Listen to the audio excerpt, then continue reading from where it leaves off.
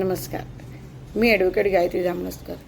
आपण Hindu marriage act 1955 यामध्ये घटस्फोटाची कारणं याच्यावर चर्चा करत आहोत.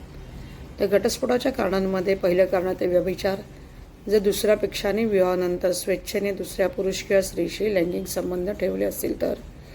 दुसरं आहे क्रूरता. जर दुसऱ्या पक्षाने याचिकाकर्त्याला क्रौर्य दिलं असेल, मानसिक किंवा शारीरिक क्रूरता.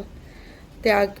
जर याचिकाकर्त्याने त्रास देणारा दुसरा पक्ष 2 वर्षापेक्षा कमी कालावधीपेक्षा त्याग केला असेल तरी तिसरं कारण झालं. चौथी गोष्ट धर्मांतर.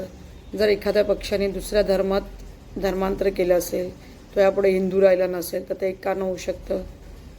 5वा प्रकार आहे मानसिक विकार. जर पक्षकार चुकीच्या पद्धतीने मानसिक विकाराने त्रस्त असेल तर दुसरी पार्टी घटस्फोटासाठी अर्ज करू शकते. कुष्ठरोग.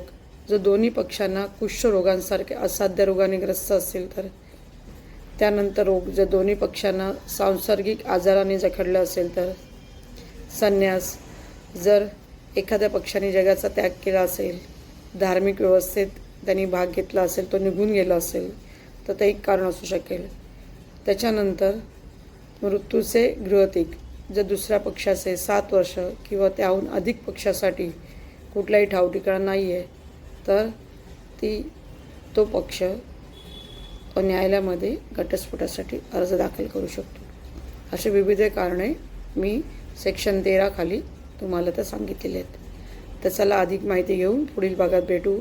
तोपर्यंत नमस्कार.